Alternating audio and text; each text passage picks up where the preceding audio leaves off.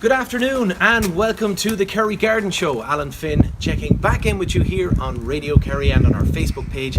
And we are out and about. We're not in Boyles today. We are out at this beautiful, beautiful courtyard which has been upcycled and redesigned to be something that'd be something out of Italy or France. It is beautiful. To talk to us a little bit more about it, let's meet Ger.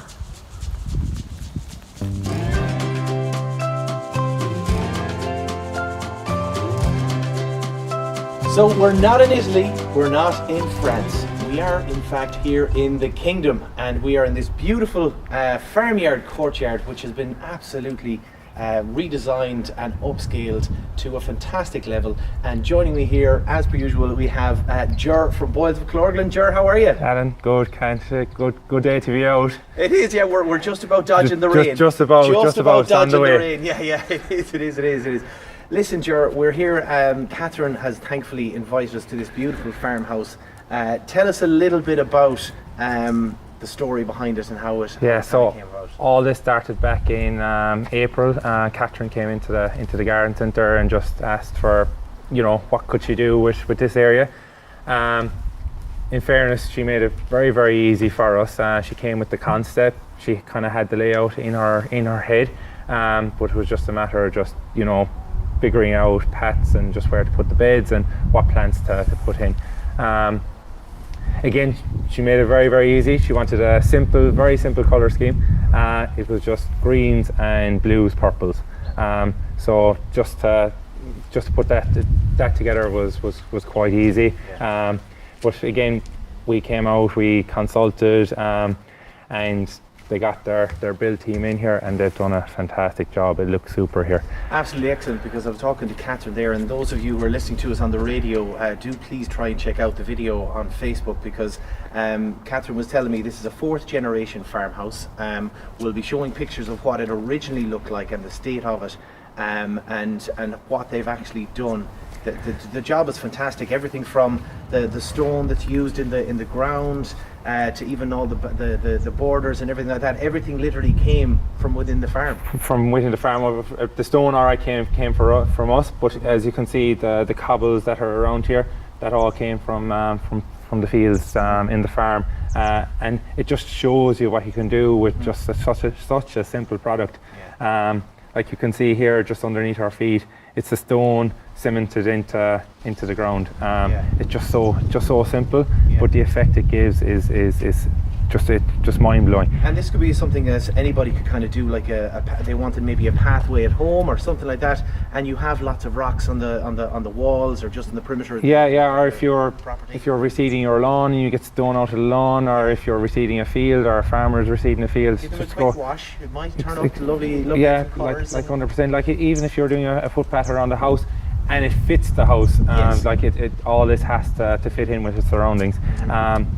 But again, it just fits in so well here. And if people do just take the time just to go on to the Facebook page, just to have a look at the surroundings here and the way everything just matches in kind of seamlessly. Like if you look at the light gold stone, if we put in a darker stone into the paths here and into the beds, it would not look the same. It really just kind of, as you said, it really fits. And then taking into account as well the colour of the house, everything, it just seems to beautifully flow out and work well.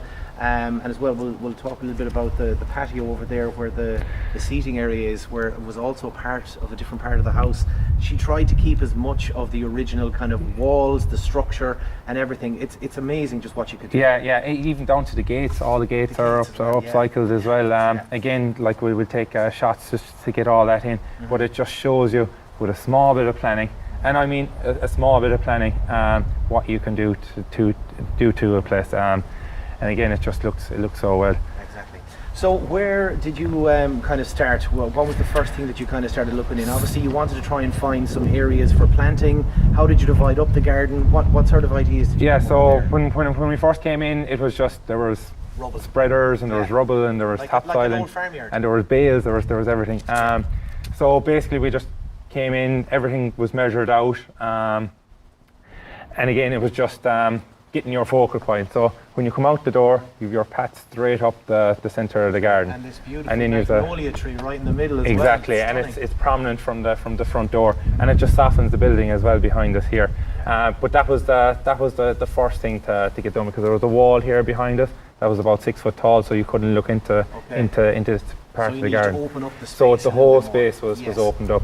So the paths, designing your paths was the kind of the first step, and after that then it's just to fit in your beds, and to try and soften the whole place in as well. Like we can see just behind us here, there's two beds here that have a bit of grass. Yeah. Again, if that was stoned, it would be very, very hard in the eye. Probably, I think it might be just a bit overkill. Would have been overkill. You know, so because it's nice, because even within amongst the plants that you have there, you've gone with the stone in there. So the framing of it, but with the grass, just looks. It all softens it. So even just the boxes on the outside and the grass on the inside, the grass just, again, you can see it's a round bed. It's 10 foot in diameter, and it was just to get the width of a lawnmower through it. Okay. So that was Very the detail. That was just the detail. Exactly. Like if we left it too narrow, you're just going to forget about cutting it. So it's designed just for the 22-inch cut in the lawnmower. And again, if you see we'll take a close up of the shot, just to do the border of the beds. Instead of doing a modern curb, again a field stone just cemented into the ground, just to finish it off. So you're dividing bed from the grass. And again, it just looks so well. The planting then, inside in them round beds, you've a nice little bay leaf just to give it the height. It's a lovely little bit of height. Yes, really. Yeah. If that wasn't there, it wouldn't look right. Yeah. So the bay leaf just gives it a nice little lift, and then you have some nepeta around it, just to give it another bit of height, and then we scale it back. So you have the agapanthus that's just giving it a pop of colour, and then you have your ground cover geranium on the outside, just to finish it off nicely. Fantastic. No, it really does look so well. And it's just then with these other two beds, then you kind of decided to go with the kind of stone and just kind of plants as well too, just here either side of this. So it's just mass planting again. Again, it's nepeta, just to give it a good lift. And one of the main reasons you said as well, Ger, is because it is one of those flowers that plants that will actually flower for longer, because it's September now, and that could go into October and it'll still be colour. It's like we are we're the third week of September now. Yeah. So like the nepeta here is going to go well into October. Yeah. And again, it's just so robust for our climate here. The wind is able to get through it. It's wavy. It's not rigid. So you're getting a lot more value out of it. Like some people, if they're like, these were planted a little bit later in the year, these were only planted in August, so they're only coming right now. Okay. If they were planted a little bit earlier, they wouldn't be the same now, but if you give them a clip back, you'll get the second coming. Wind. And obviously then as the boxes grows around, it'll give that nicely kind of shelter. It'll just be beautiful. It'll just frame it nicely, yeah. And just with going back to the tree here, then this was a mature tree that was just planted as well. This was planted in July, and again, like if someone is looking for that mature tree, we can provide them from the garden centre. So it's not just the saplings and the starting off; it's an actual. No, we can get the mature trees as well. And again, if that was a small tree, you wouldn't get the full effect. So everything is really fitting into this space nicely. And this is all in the space of 6 months. So all the planning started for this in April, and the build kind of started in July. Again, there was foundations to be put into it. The furthest back lawn here was put in July, and the lawn behind me here was put in the August bank holiday. And so you can see, so this is all done in the last 3 months. So you can see what you can do in a short space of time.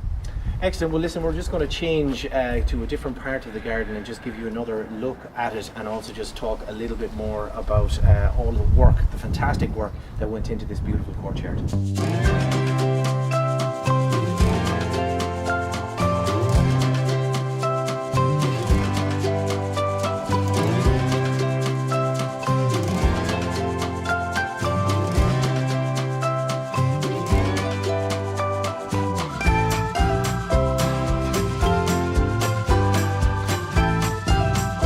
now we're giving you another look at this fantastic courtyard where you can see in the background all the old sheds, which are obviously still a work in progress, Ger, because they are still, of course, going to fill those holes that are barn doors and so gates. just here there's going to be an arch with a wisteria going over it. It's going to be stunning. And they'll be putting in shutters and different things into the windows. Yeah. Like we said earlier, this is a project that started in kind of April, May.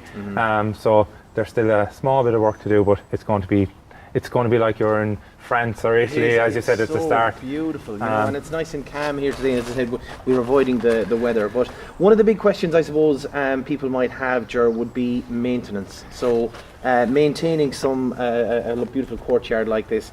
Tell us a little bit about what's so like required. the maintenance here will be quite small. There won't be a whole pile. Obviously, there is going to be a small amount. So like even if you just start here with the lavenders, in the next week or two, as these flowers go off, these will be cut back down to here, so they don't get woody.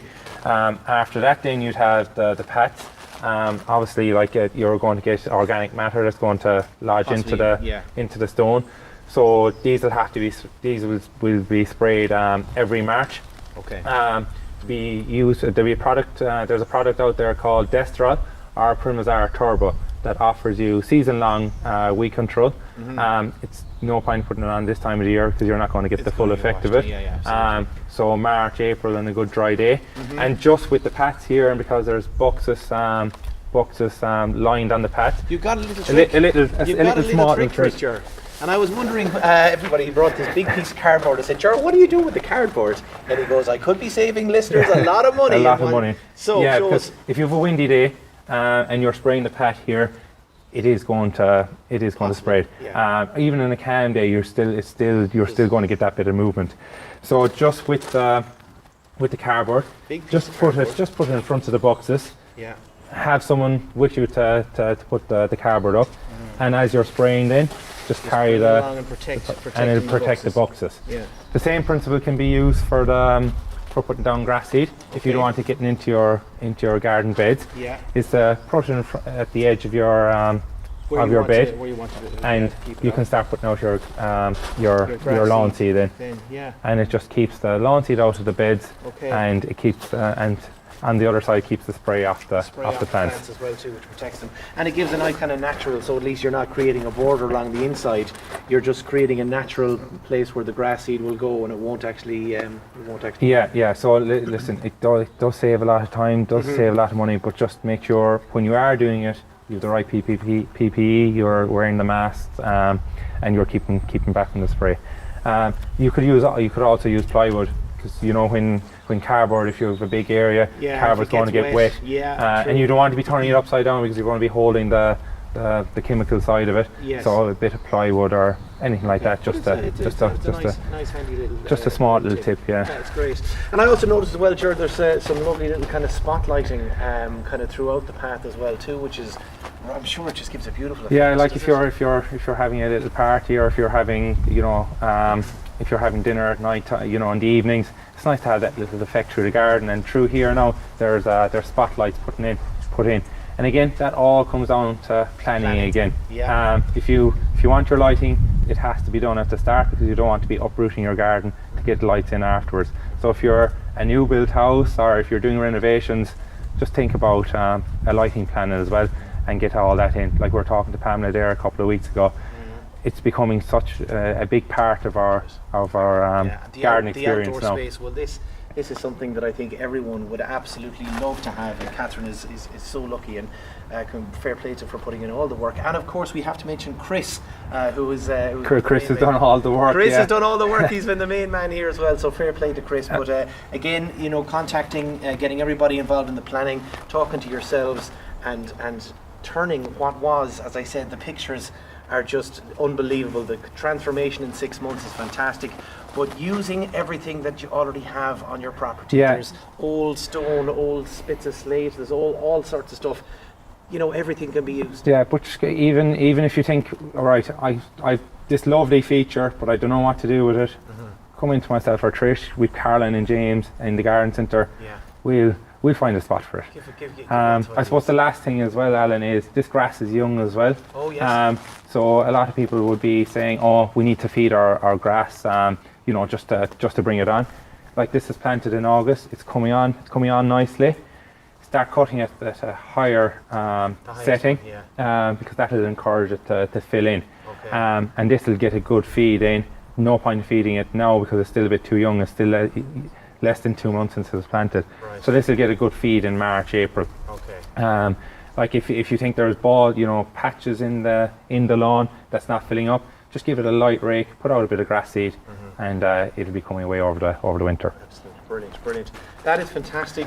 Ger, thanks a million for inviting us here, and of course massive thanks to Catherine for allowing us to come here and shoot in this beautiful courtyard, and we look forward to the party invite. Yeah. That's pretty much it for this week here on the Kerry Garden Show. Hope you enjoyed it. Hope you had some nice maybe ideas might pop into your head about upscaling some part of your back garden and even a farmyard like this. So from myself and Ger here, until next time, happy gardening.